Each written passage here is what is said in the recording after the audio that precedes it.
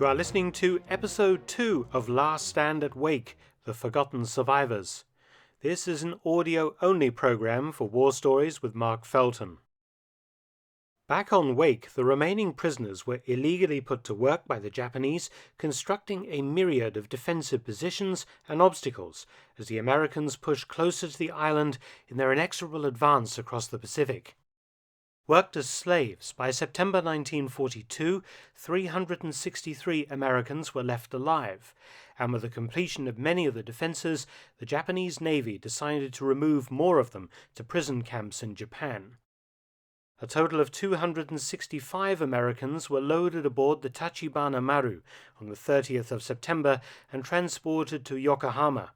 The remainder, 97 of the original force of contractors, would stay on the island and continue working under the direction of Japanese engineers, accompanied by a single medical practitioner, Dr. Shank, who bravely volunteered to stay behind and look after the men as best he could. By the end of September 1942, U.S. Navy aircraft regularly attacked Wake, hoping to prevent the Japanese from using their new airfield, and during the course of one of these raids, an American prisoner was killed by friendly fire. In December, the atoll's new commander arrived, the relatively young Rear Admiral Shigematsu Sakaibara. Throughout 1943, the U.S. Navy increased the number and ferocity of its raids against Wake, and most of the Japanese defenders, including Sakaibara himself, believed that an American invasion was in the offing.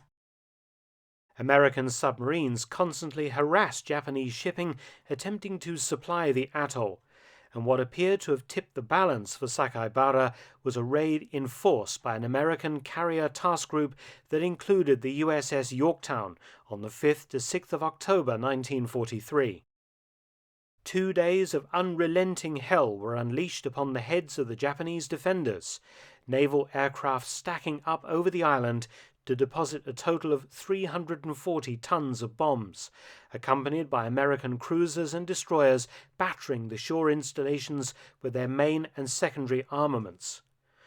Over 3,000 8-inch and 5-inch shells detonated across the atoll, turning the place into a moonscape. At the airfield, so laboriously reconstructed by the prisoners of war, 31 Japanese aircraft were wrecked and burning after 2 days of concentrated attacks, the runway pockmarked with craters and debris. In Sakaibara's mind, the massive raid of the 5th to 6th of October was the preliminary preparation for an enemy landing. His men were all stood to, and the damaged defences quickly manned. The nagging problem was what to do with the over 90 American prisoners still on the island.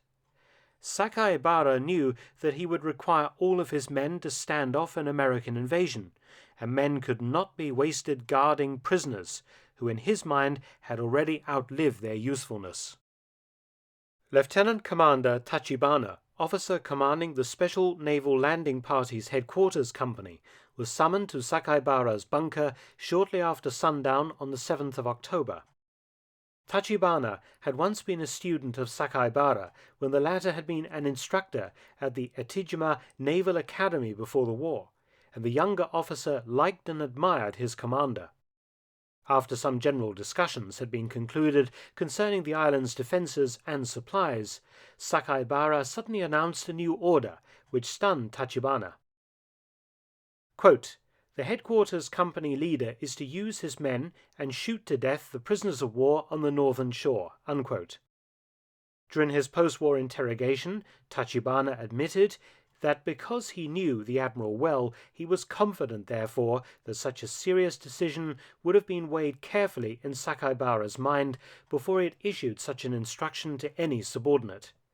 Although momentarily stunned by the enormity of the task, Tachibana nonetheless believed that the order was lawful, commenting that, quote, "it was justifiable to execute all the prisoners of war that night." Unquote. Fortunately for Tachibana, command of the headquarters company was that very evening being transferred to a more junior officer who had just arrived by aircraft from the Japanese naval base at Kwajalein in the Marshall Islands. Lieutenant Torashi Ito had barely had time to dump his kit in his quarters when he was ordered by Tachibana to take command of the headquarters company and arrange the slaughter of the remaining American prisoners on the beach. In the meantime, Tachibana had the prisoners removed from their barracks. They were marched under guard in the waning light of the tropical evening to the northern tip of the island. Once there, the men were roughly tied up and blindfolded with scraps of cloth before being forced to sit on the beach facing the land, with a large anti-tank ditch beside them. Lieutenant Ito arrived to find everything ready. 3 platoons from the headquarters company had set themselves up behind the long line of seated prisoners, weapons at the ready. At Ito's bellowed command, the machine gunners and riflemen let loose a storm of lead at the helpless American prisoners who had no chance of escape. Some did jump up and attempt to run off, and amazingly one man, whose name is not known, successfully evaded the massacre and ran off into the island's interior, witnessed by a Japanese sailor. The immobile corpses of over 90 men lay on the blood-soaked sand of the beach as the last shots echoed away, to be replaced by the sound of waves lapping at the seashore as darkness fell. Working quickly by torchlight, the bodies of the prisoners were tossed unceremoniously into the anti-tank ditch, which was then filled in with sand, and the Japanese sailors returned to their billets. The report of a single American prisoner escaping the slaughter on the beach prompted the Japanese to return to the site the following evening. There, the bullet-shattered bodies were dug back up and carefully counted, and sure enough, one man was missing. It would take the Japanese 3 weeks to recapture the unidentified American survivor, but his fate was the same as his comrades. Brought before Vice Admiral Sakaibara, the last American prisoner was personally decapitated by the atoll's commander with his samurai sword, and his body hastily buried with the others. The murder of the prisoners was largely forgotten in the course of the next 2 years, as the war situation deteriorated for Japan, and the Japanese naval garrison on Wake Island starved and waited for an invasion that never materialized. Instead, the Americans had bypassed Wake and allowed it to wither on the vine, its garrison denied supplies and reinforcements. Eventually, word reached Sakaibara on the 15th of August 1945 that his country had surrendered. At this point, the admiral and his staff became concerned about the massacre they had perpetrated 2 years before. According to the testimony of Commander Tachibana, on the 18th of August, Sakaibara ordered all officers from platoon commander upwards to visit his office for a meeting. His first words were, quote, "I have just heard over the radio from Melbourne that all criminals of war, whether they were ordered or were the officers who gave the orders, will be punished." Unquote. On the 20th of August, another meeting was held by Sakaibara ahead of the arrival of an advance party of U.S. Marines to formally take the garrison's surrender, at which a ridiculous story was agreed upon should any awkward questions be asked by the Americans. To make things a little harder for the American investigators, Sakaibara ordered his men to exhume once again the remains of the prisoners, which he ordered reburied on the eastern shore of the island. In accordance with the terms agreed to by the Japanese government and the imperial rescript, Sakaibara was forced to hold a formal surrender ceremony on the 4th of September, at which a party of U.S. Marines raised the Stars and Stripes once more over the famous island. American intelligence was interested in locating the whereabouts of the 98 American civilians, including Dr. Shank, who were not shipped out to prison camps, but who were nowhere to be found on the island. Sakaibara and 15 of his officers were promptly arrested by the Americans and brought before interrogators for questioning. They were to be transported to the former Japanese naval base at Kwajalein, and all 15 would be charged with the murders of 98 American contractors on Wake Island. Remembering the story to which Sakaibara and the others had agreed to in the Admiral's office on the 20th of August, when individually questioned, they began to recount a yarn regarding the demise of the prisoners that actually blamed the Americans for the deaths. According to the officers, during the terrible bombing and shelling of the US Navy raid in force of October 1943, the Japanese had carefully placed the prisoners into 2 air raid shelters for their protection. One of the shelters had taken a direct hit from an aerial bomb, and all the prisoners inside had been killed. The men in the other shelter, witnessing the deaths of their comrades, had forced their way out of the shelter, killed one of their Japanese guards, broken down the fences to their prison compound, and attempted to escape. The other guards had had no choice but to shoot them as they were attempting to escape, which was a legal act under the rules of war. The bulk of the escapees had been cornered by Japanese troops at the north end of the island and killed. Their bodies had then been buried close by the beach.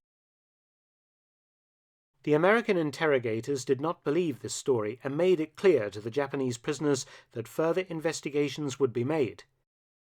During the transportation of the junior officers to Kwajalein, 2 of the junior officer prisoners committed suicide. By this stage, feelings of guilt over what had occurred on the atoll appeared to have surfaced among some of the officers, as both men left signed statements that implicated Admiral Sakaibara and others in mass murder. Once the trial got underway, Lieutenant Ito, the man who had commanded the troops who actually conducted the massacre, also killed himself, and in common with the other suicides, he too left a statement pointing the finger of guilt for the killings directly at Sakaibara. Confronted with the evidence of his own subordinate officers, Sakaibara confessed that he had indeed ordered the massacre of all 98 American prisoners, and that blame for the crime must lay squarely on his shoulders alone. However, Sakaibara also pointed out in his defense that he had merely followed superior orders, an inadmissible defense in war crimes trials. The military tribunal rejected his excuse, and Lieutenant Commander Tachibana, who also pleaded superior orders, was sentenced to death alongside Admiral Sakaibara. Eventually, after an appeal by the defense, Tachibana's death sentence was commuted to life imprisonment, but Sakaibara's went ahead without interference. Transported to the American island of Guam, Admiral Sakaibara was duly hanged alongside 5 other Japanese war criminals on the 19th of June 1947, his last words being, quote, "I think my trial was entirely unfair and the proceeding unfair, and the sentence too harsh, but I obey with pleasure." Unquote. You have been listening to Last Stand at Wake, The Forgotten Survivors, written and narrated by Dr. Mark Felton. For a wide variety of military history videos, please visit my other YouTube channel, Mark Felton Productions. You can also help to support both of my channels at PayPal and Patreon, details in the description box below.